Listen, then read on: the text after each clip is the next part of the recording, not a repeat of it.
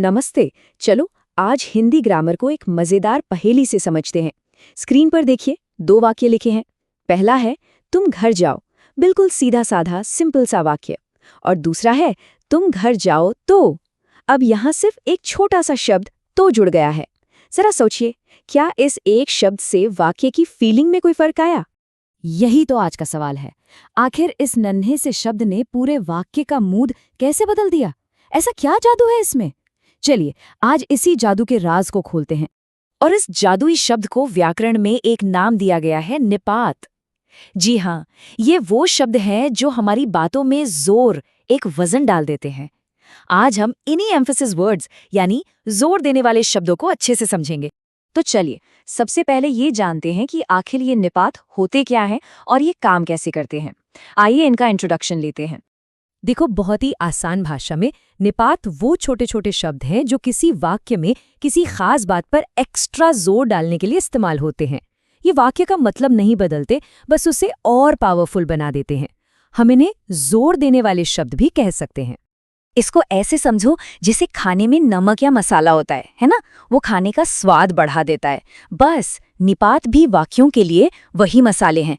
ये हमारी बातों में एक स्पेशल पंच डाल देते हैं। अच्छा, थ्योरी तो बहुत हो गई। अब कुछ मजेदार एग्जाम्पल्स देखते हैं। इनसे बात एकदम साफ हो जाएगी कि ये छोटे शब्द असल में करते क्या हैं। पहला उदाहरण देखो, तुम्हें आज रात रुकना पड़ेगा। ये एक सिंपल सी रिक्वेस्ट या जानकारी है, पर जैसे ही हम इसमें ही लगा देते हैं, तुम्हें आज रात रुकना ही पड़ेगा। अब देखो बाद में कितना वजन आ गया। अब ये एक मजबूरी या एक पक्का ऑर्डर लग रहा है। ही ने रुकने पर जोर डाल दिया। अब अगला उदाहरण, अगर मैं कहूँ कल मैं आपके साथ चलूंगा और अगर मैं कहूँ कल मैं भी आपके साथ चलूंगा, दोनों में फर्क है ना? भी लगाने से ये पता चल रहा है कि शायद और लोग भी जा रहे हैं और मैं भी उस ग्रुप में शामिल हो रहा हूँ। ये वाला तो बहुत ही अच्छा एग्जाम्पल है। गांधी जी को बच्चे जानते हैं, ठीक है, एक फैक्ट है। लेकिन जब हम कहते हैं गांधी जी को बच्चे तक जानते हैं, तो ये जो तक शब्द है ना, ये एक तरह की हैरानी दिखा रहा है। अरे वाह, बड़ों की तो बात ही क्या, बच्चे भी उन्हें जानते हैं। अब इस वाक्य को देखिए, मेरे पास मात्र 10 रुपए हैं। यहाँ मात्र शब्द एकदम क्लियर कर रहा है कि पैसों की लिमिट क्या है। सिर्फ 10 रुपए, ना उससे एक ज्यादा ना एक कम। ये उस 10 रुपए पर फोकस डाल रहा है। अच्छा, 1 मिनट के लिए सोचो तो जरा, अगर हम अभी देखे गए सारे वाक्यों से ये छोटे छोटे शब्द ही, भी, तक, मात्र, इन सब को हटा दें तो क्या होगा? क्या वाक्य गलत हो जाएंगे? इसका जवाब है नहीं। वाक्य तो तब भी सही रहेंगे, उनका बेसिक मतलब भी वही रहेगा, लेकिन वो जो एक स्पेशल फीलिंग थी, वो जो जोर था, वो एकदम गायब हो जाएगा। और यही तो निपात का असली काम है, बात में दम भरना।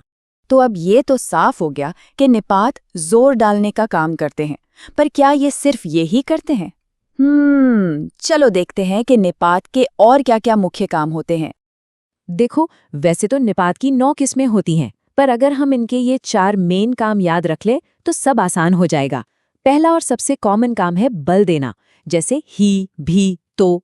दूसरा काम है सवाल पूछना, जैसे वाक्य की शुरुआत में क्या लगाकर। तीसरा काम है किसी चीज के लिए मना करना, जैसे वहां मत जाओ। और चौथा काम है हैरानी या कोई इच्छा दिखाना, जैसे काश मैं भी वहां होता। चलिए, तो अब तक हमने जो कुछ भी सीखा उसे फटाफट रिवाइज कर लेते हैं। देखते हैं वो कौन सी सबसे जरूरी बातें हैं जो हमें हमेशा याद रखनी है।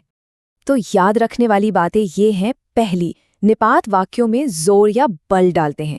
दूसरी, ये वाक्य का असली मतलब नहीं बदलते, सिर्फ उसे असरदार बनाते हैं। तीसरी, और ये बहुत जरूरी है, कि ये अव्यय होते हैं, मतलब इन पर लड़का लड़की या एक अनेक का कोई फर्क नहीं पड़ता, ये हमेशा एक जैसे रहते हैं। और चौथी बात, ही, भी, तो, तक, मात्र, ये कुछ बहुत ही कॉमन निपात हैं। तो अब जब भी आप कोई कहानी पढ़ेंगे या किसी को बात करते सुनेंगे, तो इन छोटे छोटे लेकिन बहुत पावरफुल जादुई शब्दों को पहचानने की कोशिश जरूर करना। आप हैरान हो जाएंगे कि ये हमारी भाषा में हर जगह मौजूद हैं।